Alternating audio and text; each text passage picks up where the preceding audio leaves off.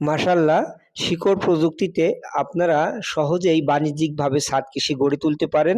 ছাদ কৃষি গড়ে তুললে ২ টো লাভ। একটা হচ্ছে পারিবারিক পুষ্টি নিশ্চিত হবে।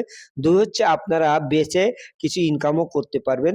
ছাদে শিকড় প্রযুক্তিতে আপনারা যেকোনো সবজি, ফল, ফুল চাষ করতে পারবেন। এই যে আমি মরিচ গাছ লাগিয়েছি, মরিচ গাছের মাঝে সাথী ফসল হিসেবে লাল শাক দিয়েছি।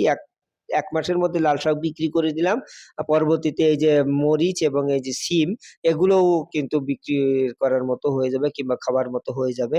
আসলে শিকড় প্রযুক্তিতে ১৮ বর্গফুট জায়গায় একটা বেড করা হয়। এই বেডের মাধ্যমে আপনারা যেকোনো সবজি চাষ করতে পারবেন। আমি আমার ছাদ থেকে এই বছর প্রায় ৳৪৫,০০০ র সবজি পেয়েছি। এই যে শাক তুলতেছি এগুলো বিক্রির পরেই এম এম যে সিমের গাছ দেখছেন এগুলো হচ্ছে একটা আছে ঘি কাঞ্চন আরেকটা হচ্ছে কেরালা, ১২ মাসি কেরালা। তা এই বেডের থেকেও সিম পাওয়া যাবে আশা করা যায়। তা শুধু সিমই না, আপনার লাউ, কুমড়া, ঝিঙ্গা, চিচিঙ্গা, পটল সবকিছু যা ইচ্ছা সবই আপনি এখানে রোপণ করতে পারবেন। এই যে বিক্রির জন্য রেডি হয়ে গেছে। আমি বিক্রির জন্য রেডি করলাম। বাসায় নিয়ে যাবো। নিয়ে গিয়েছিলাম তবে ৳১১০ বিক্রি করেছি। ৬ আটি এবং আরো আছে। এটা এভাবে আপনারা কলমি শাকও রোপণ করতে পারেন। কলমি শাক অত্যন্ত বাড়ে এবং দ্রুত বর্ধনশীল একটা সবজি।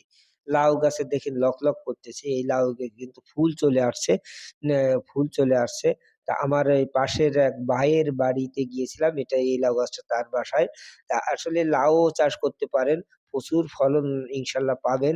লাউয়ের পরে আপনার এই যে সামনে শীতকালীন সবজি আসতেছে, এই শীতকালীন সবজি আপনারা চাষ করবেন। কারণ কয়েকদিন পরেই চাষ শুরু হবে। সর্বশেষে এই যে বিক্রি নিয়ে জন্য যেগুলো তৈরি করছিলাম এটা ফাইনাল করেছি। তা পাশের যে হাটে আমি নিয়েই গেছি